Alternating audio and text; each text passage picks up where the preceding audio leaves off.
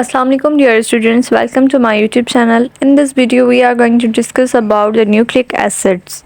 Nucleic acid is a very important topic of our book कि अगर आप nucleic acid को समझेंगे तो आगे आपको सेल डिवीज़न या फिर जो भी प्रोसेस है सेल का, जीन का या फिर क्रोमोसोम्स का या फिर जेनेटिक्स के आप चैप्टर्स पढ़ेंगे, इंटर में होंगे आपके पास प्रोबेबली, तो उनको समझने में आपके लिए बहुत ज़्यादा इजी होगा। न्यूक्लिक एसिड जो है one of the basic biomolecule, आपने पढ़ा होगा कि 4 बायोमॉलिक्यूल्स हैं जिसमें प्रोटीन है, carbohydrates, lipids and nucleic acid. Nucleic acids को स्टार्ट करने से पहले मैं आपको ब्रीफली बताना चाहती हूँ कि बायोमॉलिक्यूल्स क्या हैं, ठीक है।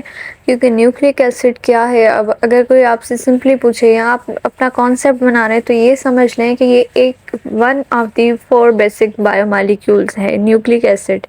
देखिए, biomolecules means molecules of life. जब आप कहते हैं cell is the basic structural and functional unit of life, तो सेल जो है वो लाइफ का स्ट्रक्चरल एंड फंक्शनल यूनिट तो है, लेकिन सेल भी कुछ चीज़ों से बना हुआ है इटसेल्फ, ठीक है। और वो ये मॉलिक्यूल्स हैं, ये वो मॉलिक्यूल्स हैं जो सेल को भी बनाते हैं, सेल का परफॉर्म फंक्शन करवाने में हेल्प करते हैं। अब ये जो बायोमॉलिक्यूल्स हैं ये 4 क्लासेस में डिवाइडेड हैं on the basis of their properties, के उनके स्ट्रक्चर और फंक्शन में डिफरेंस है। प्रोटीन्स जिस तरह से अमाइनो एसिड्स की बनी हैं, कार्बोहाइड्रेट्स आपके जो हैं ग्लूकोज या मोनोमर्स के जो सैकराइड्स हैं उनके बने हैं।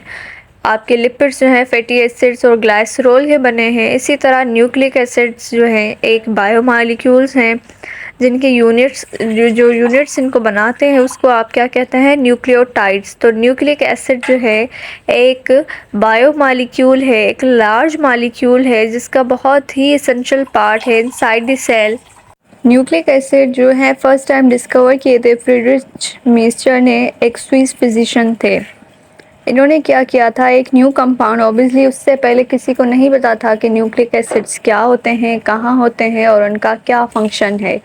लेकिन लाइफ को समझने के लिए न्यूक्लिक एसिड्स बहुत इंपॉर्टेंट थे क्योंकि रिसर्च जो हो रही थी। तो फ्रीडरिच मीस्टर ने जो है एक नया कंपाउंड डिस्कवर किया न्यूक्लियस के इनसाइड। न्यूक्लियस आप समझते हैं कि सेल जो है उसका जो है सेंट्रल पार्ट होता है जो पूरे सेल की एक्टिविटीज़ को कंट्रोल कर रहा होता है। वो न्यूक्लियस के अंदर फ्रीडरिच मीस्टर ने एक कंपाउंड डिस्कवर किया जिसको, क्योंकि वो न्यूक्लियस के अंदर था तो इसने उसको नाम दिया न्यूक्लियन, ठीक है। फिर उसके बाद जब उसे पता चला कि इसकी एसिडिक प्रॉपर्टीज़ हैं तो उससे फिर नाम दिया गया न्यूक्लिक एसिड। आपने पढ़ा होगा एसिड होते हैं और कुछ बेस, ठीक है। तो ये जो कंपाउंड था बेसिकली केमिकल ही है, तो ये इसके पास जो प्रॉपर्टीज़ थी वो एसिड वाली थी।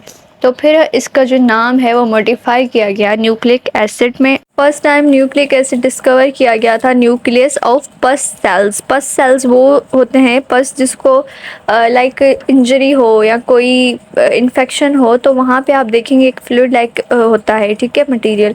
तो उसके सेल्स में न्यूक्लिक एसिड जो है फर्स्ट टाइम डिस्कवर किया था फ्रीडरिच मीस्टर ने। अब हम देखेंगे कि ये न्यूक्लिक एसिड जो है वो, क्योंकि हम कह रहे हैं बायोमॉलिक्यूल है, बायोमॉलिक्यूल्स क्या होते हैं, मैक्रो मॉलिक्यूल्स होते हैं, मींस लार्ज मॉलिक्यूल्स होते हैं। और वो जो बने होते हैं वो मोनोमर्स यानी स्मॉल यूनिट से मिलके बने हुए थे। तो हम देखेंगे कि ये लार्ज मॉलिक्यूल है, एक पॉलीमर है, तो हम देखेंगे इसके यूनिट क्या हैं और फिर वो यूनिट कैसे बने हैं, उनका स्ट्रक्चर क्या है। So let's start. The nucleic acids are polymer of 5 sugar-based compound called nucleotide। एक कंपाउंड है जिसको हम कहते हैं न्यूक्लियोटाइड। आपने अगर प्रोटीन्स पढ़ी हैं तो देखें जिस तरह प्रोटीन्स जो हैं वो अमाइनो एसिड से मिलके बनते हैं, इसी तरह न्यूक्लिक एसिड जो है वो न्यूक्लियोटाइड्स जब आपस में बॉन्ड करते हैं तो एक लंबी चेन बन जाती है, एक स्ट्रक्चर बन जाता है। वो न्यूक्लियोटाइड एक सिंगल यूनिट है, बहुत सारे न्यूक्लियोटाइड्स जब मिलते हैं तो एक न्यूक्लिक एसिड का पॉलीमर बन जाता है। तो ये पॉलीमर्स हैं, पॉली मीन्स मैनी, मर्स मीन्स यूनिट। इसका मतलब पॉलीमर का मतलब ये है कि इसमें बहुत सारे न्यूक्लियोटाइड हैं, ठीक है। इनका मालिकुलर वेट भी बहुत ज़्यादा होता है। They are present in all living things from virus to man. अब ये न्यूक्लिक एसिड बायोमालिक्यूल आप इसकी देखें यहाँ से कि लाइफ के लिए कितना एसेंशियल है, कि ये वायरस से लेके मैन तक, मतलब सारे जो लिविंग ऑर्गेनिज्म हैं, प्लांट्स हैं, एनिमल्स हैं, ह्यूमंस हैं, सब में nucleic acid inside the cell है, क्योंकि ये सर्वाइवल के लिए है बहुत ज़्यादा ज़रूरी है। और इसके बाद हम देखेंगे कि इसकी टू टाइप्स होती हैं, ठीक है। There are two kinds of nucleic acid, D oxy ribo nucleic acid and ribo nucleic acid, जिनको हम शॉर्ट फॉर्म में कहते हैं DNA एंड RNA, जो यकीनन आपने सुना होगा। Both nucleic acids are linear unbranched polymers. ये अनब्रांच मतलब सीधे ही होते हैं, ठीक है, लाइन में होते हैं, ब्रांच नहीं होते। ब्रांच मतलब जिस तरह कोई चेन हो या फिर वो ऊपर नीचे हो, इस तरह नहीं होते, वो बस एक सीधी चेन की तरह होते हैं। DNA is the polymer of deoxyribonucleotide and RNA is the polymer of ribonucleotide। अब हमने कहा न्यूक्लियोटाइड जो है वो मिलके न्यूक्लिक एसिड बनाता है, लेकिन अब हम कह रहे हैं कि न्यूक्लिक एसिड जो है वो दो तरह का है। तो अब उनमें क्या डिफरेंस है, क्योंकि न्यूक्लिक एसिड तो बना है न्यूक्लियोटाइड्स का, तो यकीनन कोई डिफरेंस जो है उस न्यूक्लियोटाइड में है, जिसकी वजह से वो न्यूक्लिक एसिड की टाइप जो है वो डिफरेंट है एक दूसरे से। तो वही बात यहाँ लिखी हुई है कि डीऑक्सीराइबोन्यूक्लिक एसिड या DNA जो आपका है, उसमें जो आपका न्यूक्लियोटाइड है वो अलग है, वो है डीऑक्सीराइबोन्यूक्लियोटाइड, और जो RNA में है वो है राइबोन्यूक्लियोटाइड। अब इनमें एक्चुअली डिफरेंस क्या है हम उसको आगे चल के डिस्कस करेंगे। अब ये है कंपोजिशन ऑफ न्यूक्लियोटाइड। अब आप कह रहे हैं न्यूक्लियोटाइड का बना है, राइबो न्यूक्लियोटाइड होता है, डीऑक्सीराइबो न्यूक्लियोटाइड। अब आपको पता तो हो न्यूक्लियोटाइड क्या है, तो आप समझ सकते हैं कि न्यूक्लिक एसिड क्या है। Nucleotide are the monomers of nucleic acid. पहली बात तो ये आपको पता है कि वो मोनोमर्स हैं, वो स्मॉल यूनिट्स हैं किसके, न्यूक्लिक एसिड के, which is a pentose sugar based, where a nitrogenous base molecule is attached at its first carbon and a phosphate is attached at the fifth carbon of pentose sugar। अब यहाँ आप देखें इस figure में क्या होता है, इसमें तीन तरह के चीज़ें जो हैं मिलके वो एक न्यूक्लियोटाइड बनाती है, जिसमें सबसे पहले बेसिक स्ट्रक्चर जो होता है एक शुगर कंपाउंड है पेंटोज। पेंटोज हम उसको इसलिए कहते हैं, पेंटा मीन्स 5, उसमें 5 कार्बन की एक रिंग होती है जिसको हम पेंटोज शुगर कहते हैं। अब वो एक शुगर का मॉलिक्यूल पेंटोज शुगर का, उसके जो है फर्स्ट नंबर कार्बन होता है, उस पर आपका एक नाइट्रोजीनस बेस एक और कंपाउंड है, वो आके अटैच होता है, बॉन्ड बनाता है, और उसके कार्बन नंबर 5 पे क्या होता है आपका फॉस्फेट, एक और कंपाउंड है, ठीक है। ये तीन चीज़ें मिलकर एक न्यूक्लियोटाइड बनाती हैं। The nucleotide without phosphate called nucleoside. पहले क्या होता है न्यूक्लियोटाइड, पहले पेंटोज शुगर होती है, उस पर आके आपका नाइट्रोजीनस बेस एक कंपाउंड जो है फर्स्ट नंबर कार्बन पे अटैच हो जाता है, तो ये आपका क्या कहलाता है, न्यूक्लियोसाइड। अब न्यूक्लियोसाइड और न्यूक्लियोटाइड में आपको फ़र्क पता होना चाहिए कि न्यूक्लियोसाइड क्या होता है और न्यूक्लियोटाइड क्या होता है। न्यूक्लियोटाइड जब उसमें फॉस्फेट अटैच हो जाएगा तो न्यूक्लियोटाइड है, अदरवाइज वो जो पेंटोज शुगर और नाइट्रोजीनस बेस है वो क्या है, न्यूक्लियोसाइड। इसके बाद जो है the DNA and RNA are made up of 4 types of nucleotides. अब देखें ये न्यूक्लियोटाइड्स तो हैं, उनमें ये तीन चीज़ें भी हैं, लेकिन ये भी 4 तरह के हैं। आपके न्यूक्लिक एसिड की बात नहीं हो रही, न्यूक्लिक एसिड के जो यूनिट्स हैं उनकी बात हो रही है कि वो खुद भी 4 तरह के होते हैं। अब वो 4 कौन सी टाइप हैं, which are variable on the basis of nitrogenous bases. अब यहाँ देखें न्यूक्लियोटाइड्स कह रहे हैं 4 तरह के हैं, लेकिन वो वेरी क्यों करते हैं, डिफरेंट क्यों हैं, just because of nitrogenous base. उन चारों में पेंटोज शुगर वही होगा, फॉस्फेट ग्रुप वही होगा, वो 5 नंबर कार्बन पे लगा होगा। नाइट्रोजीनस बेस इन चारों में कार्बन नंबर 1 पे ही लगा होगा, लेकिन वो जो नाइट्रोजीनस बेस है वो डिफरेंट होगा एक दूसरे से। तो अब वो कौन सी टाइप है उनकी, वो हम देखते हैं। There are 2 groups of nitrogenous base. अब नाइट्रोजीनस बेस की हम बात करें तो वो जो हैं 2 ग्रुप्स के हैं। एक आपका ग्रुप है प्योराइन, दूसरा है पायरेमिडाइन। ठीक है। अब आप कह रहे हैं ये 2 ग्रुप्स हैं और आपके न्यूक्लियोटाइड्स 4 तरह के हैं। अब किस तरह? क्योंकि ये जो प्यूराइन है ये भी 2 तरह के हैं और पायरामिडाइन भी फर्दर 2 तरह के हैं। अब इनमें से कोई एक, ये क्या है? प्यूराइन और पायरामिडाइन क्या है? ये नाइट्रोजिनस बेसिस के 2 ग्रुप्स हैं और इन दोनों ग्रुप्स में 2-2 नाइट्रोजिनस बेस होते हैं। अब इनमें से कोई एक ही अटैच हो सकता है और न्यूक्लियोटाइड बना सकता है। ठीक है। जिस तरह का जो नाइट्रोजिनस बेस है प्यूराइन से या पैरामिडाइन से जाके अटैच होगा पेंटोज शुगर से, उस तरह का वो न्यूक्लियोटाइड हो जाएगा। ठीक है। फॉर एग्जांपल जो प्यूराइंस हैं वो भी 2 तरह के हैं। तो पहला जो है वो एडिनाइन और दूसरा गायनाइन। ठीक है। एडिनाइन और गायनाइन। और पायरामिडाइन में क्या होता है? 3 नाइट्रोजिनस बेसिस हैं, साइटोसिन, थायमीन एंड यूरेसिल। ठीक है। जो यूरेसिल है वो आपका सिर्फ आरएनए में होता है, डीएनए में नहीं होता है। ठीक है। वैसे पायरामिडाइन 3 टाइप्स के हैं, लेकिन जो डीएनए में पायरामिडाइन होता है वो सिर्फ 2 तरह के ही इस्तेमाल हो सकते हैं। ठीक है। एक साइटोसिन, दूसरा थायमीन। अब अगर एडिनाइन जाके पेंटोज शुगर से अटैच होगा और उसमें फॉस्फेट लग जाएगा तो वो एक और न्यूक्लियोटाइड होगा।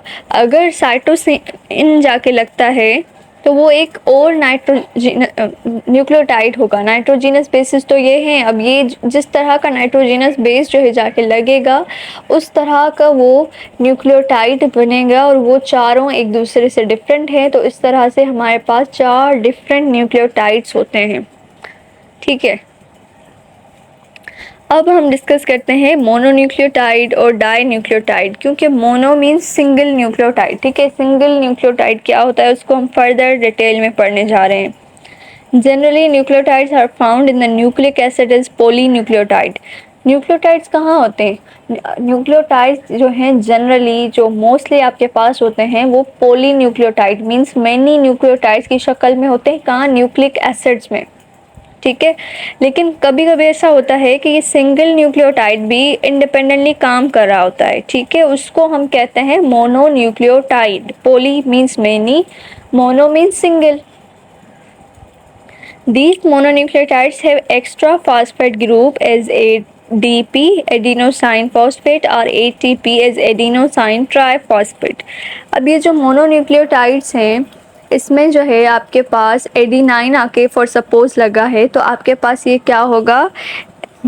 Adenosine diphosphate. एडीपी क्या होता है? Adenosine diphosphate. अब ये इस तरह से इसका नाम क्यों है? क्योंकि ये जो न्यूक्लियोटाइड है हमने बात की तो इसमें जो है नाइट्रोजिनस बेस आपका लगा है वो प्योराइन ग्रुप से एडिनाइन लगा, इसीलिए हमने इसको नाम दिया एडिनो। ठीक है। एडिनोसाइन। अब जो है डाईफॉस्फेट हम क्यों कह रहे हैं? क्योंकि ये जो है इसमें फॉस्फेट का ग्रुप एक एक्स्ट्रा लग गया है।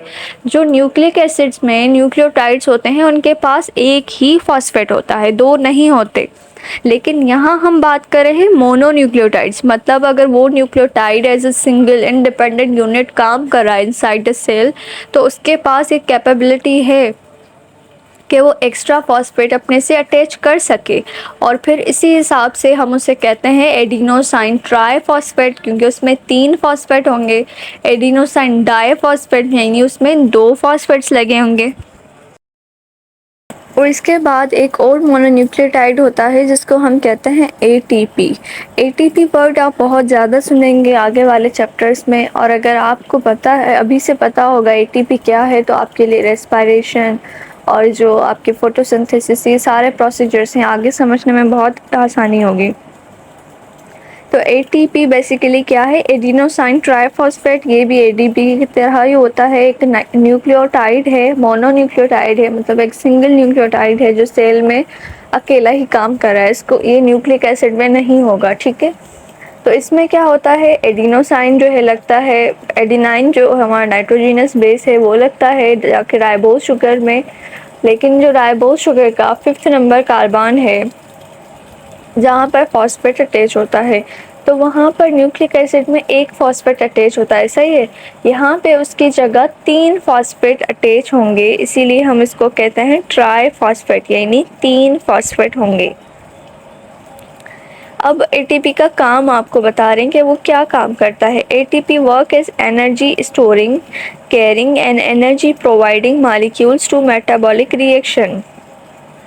मेटाबॉलिक रिएक्शन वो सारे रिएक्शंस जो इनसाइड द बॉडी हो रहे हैं जिस तरह, और एटीपी का काम वहाँ क्या है कि वो एनर्जी को स्टोर करता है, एनर्जी को उसको कैरी करता है और फिर उसको प्रोवाइड करता है मॉलिक्यूल्स को एनर्जी। देखें, कोई भी केमिकल रिएक्शन हो रहा है उसके लिए उसको एनर्जी चाहिए स्टार्ट करने के लिए। और बाकी जो भी फंक्शंस हैं, सपोज करें कि किसी भी ऑर्गेनिज्म को ब्रीथ करना है, ठीक है, तो सांस लेने के लिए भी उन्हें अपनी एनर्जी जो है सेल्स की लगानी पड़ती है, जिसके बाद वो करते हैं। खाना खाना है तो खाना खाने के लिए भी उनको एनर्जी चाहिए होती है। चलना है, जब हम बात भी कर रहे हैं तो हमें उसके लिए एनर्जी की ज़रूरत है।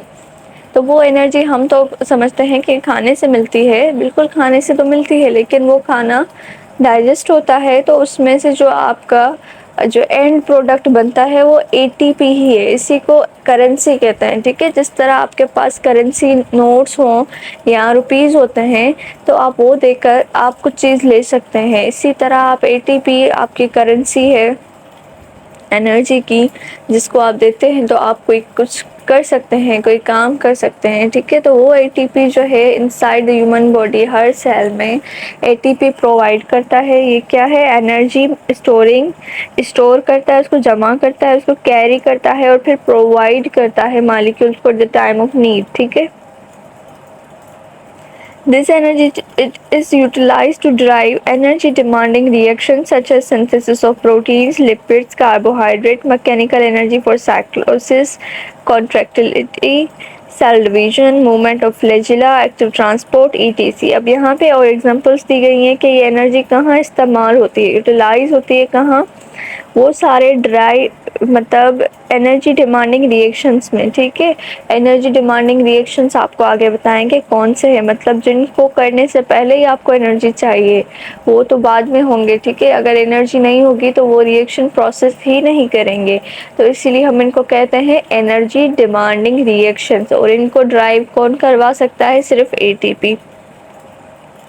अब वो रिएक्शंस कौन से हैं, जिस तरह प्रोटीन का बनना, आपको पता है आपके सेल्स में प्रोटीन्स बनते हैं बहुत सारे, तो वो कैसे बनेंगे, वो केमिकल रिएक्शन होगा, तो उसके लिए आपके एटीपी की ज़रूरत होगी। इसके अलावा सेल डिवीजन, सेल डिवाइड होता है, लिपिड्स का बनना, कार्बोहाइड्रेट्स का बनना, साइक्लोसिस जो आपकी मतलब जो साइटोप्लाज्म में मूवमेंट होती है उसको उस मटेरियल्स की, तो उसको हम साइक्लोसिस कहते हैं। कॉन्ट्रैक्ट सेल जो है आपके मसल्स हैं, अब ये कॉन्ट्रैक्ट कर रहे हैं तभी आपकी मूवमेंट पॉसिबल है, तो इन सब के लिए एनर्जी ज़रूरत होती है। इसी तरह जो यूनिसेल्युलर ऑर्गेनिजम्स हैं, प्रोकैरियोट्स हैं कुछ, सॉरी प्रोकैरियोट्स नहीं, प्रोटिस्ट जो हैं, उनमें क्या होता है, फ्लैजिला होता है। मूवमेंट के लिए एक हेयर लाइक स्ट्रक्चर होता है, तो उसकी मूवमेंट जब वो करते हैं तो उसके लिए भी उन्हें एटीपी की ज़रूरत होती है। एक्टिव ट्रांसपोर्ट क्या है, एक्टिव ट्रांसपोर्ट वो आपने अगर सेल की मूवमेंट्स पढ़ी हों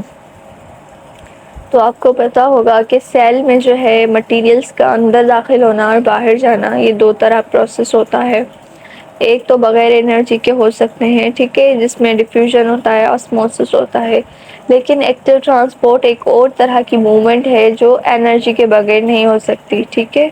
उसके लिए भी आपको एनर्जी चाहिए होती है। बेसिकली ये movement of materials in and out of cell, ठीक है। तो जब एटीपी एक मोनोन्यूक्लियोटाइड है तो ये क्या होता है, कन्वर्ट हो सकता है एडीपी में भी और एएमपी में भी। किस तरह, एटीपी यानी एडिनोसाइन ट्राइफॉस्फेट, उसमें 3 फॉस्फेट्स लगे हैं, जब एक फॉस्फेट लॉस होगा यानी उसका बॉन्ड जो है ब्रेक हो जाएगा तो आपका क्या कन्वर्जन हो जाएगी एटीपी की एडीपी में, एडिनोसाइन डाइफॉस्फेट। अब उसके पास 2 फॉस्फेट्स रह गए, तो जब ये बॉन्ड जो है ब्रेक होता है तो आपकी एनर्जी रिलीज होती है, और वो एनर्जी का अमाउंट आपको पता होना चाहिए विथ यूनिट के 7.3 किलो कैलोरी पर मोल और 31.81 किलो जूल पर मोल होती है। जब एक बॉन्ड ब्रेक होता है एटीपी का, फॉस्फेट रिलीज होता है, देन नेक्स्ट टॉपिक जो हमारे पास है वो है डाई न्यूक्लियोटाइड। अब न्यूक्लियोटाइड आपको पता है कि क्या होता है, मोनोमर एक यूनिट है जो मिलके न्यूक्लिक एसिड बनाता है, लेकिन आपने फिर देखा कि वो मोनोन्यूक्लियोटाइड जो सेल में एक इंडिविजुअली काम भी कर रहा है, अकेला भी कर रहा है। इसके बाद जो है डाई न्यूक्लियोटाइड्स भी होते हैं, यानी दो न्यूक्लियोटाइड्स मिलकर बॉन्ड बनाकर भी काम कर सकते हैं without forming the whole nucleic acid. ठीक है, तो sometimes two nucleotides are covalently bonded together to form a compound called dinucleotide। अब आपसे कोई पूछे कि डाइन्यूक्लियोटाइड कैसे बनता है, तो यू कैन इजीली से कि कोवेलेंट बॉन्ड बनता है between two nucleotides and the result जो आपके पास होता है उसका डाइन्यूक्लियोटाइड बन जाता है। One of the well-known dinucleotide is nicotinamide adenosine dinucleotide, जिसको हम NAD कहते हैं। ये आपको आगे रेस्पिरेशन वाले चैप्टर में बहुत ज़्यादा टर्म सुनने को मिलेगी, NAD। तो NAD बेसिकली कुछ भी नहीं है, एक डाइन्यूक्लियोटाइड मॉलिक्यूल है जो दो न्यूक्लियोटाइड्स मिलके बनाते हैं। NAD का काम क्या होता है, बेसिकली इसमें जो एक हमारे पास विटामिन होती है निकोटीन। वाइटामिन्स क्या हैं, वो जैसे आपने 4 मॉलिक्यूल्स पढ़े हैं बेसिक टू लाइफ, ठीक है, बायो मॉलिक्यूल्स। इनके अलावा कुछ ऐसे न्यूट्रिएंट्स हैं जो आपके लिए एसेंशियल होते हैं, उनको हम वाइटामिन्स कहते हैं। ठीक है, तो एक वाइटामिन होती है निकोटीन, जब वो कंबाइन होती है दो न्यूक्लियोटाइड से तो आपके पास NAD बनता है, और इसका काम जो है, ये काम क्या करता है, कोएंजाइम। आगे वाले चैप्टर में हम पढ़ेंगे कोएंजाइम क्या होता है। बेसिकली एंजाइम एक प्रोटीन होती है जो कि किसी भी रिएक्शन को फास्टन करती है, तेज़ करती है, स्पीड अप करती है। तो ये जो NAD होता है कोएंजाइम होता है एक, और ये कोएंजाइम का काम ये होता है कि एंजाइम को बूस्ट अप करता है। ठीक है, किस लिए करता है, रिडॉक्स रिएक्शन। रिडॉक्स रिएक्शंस क्या होते हैं, वैसे ये डिटेल में आपको आने वाले चैप्टर्स में चीज़ें होंगी, लेकिन यहाँ हम ब्रीफली समझ लेते हैं कि redox reaction means oxidation and reduction reaction. ये क्या होते हैं, इन रिएक्शन में loss and gain of electrons होता है, तो इनको हम कलेक्टिवली क्या कहते हैं, redox reaction. It carries 2 electron 2 proton and energy. इसका काम जो होता है उन रिएक्शंस में ये होता है कि कैरी करता है 2 इलेक्ट्रॉन्स एंड 2 प्रोटॉन्स, फिर वो एक मॉलिक्यूल से दूसरे मॉलिक्यूल तक ट्रैवल करता है, जिसकी एग्जांपल है NADH2 FADH2।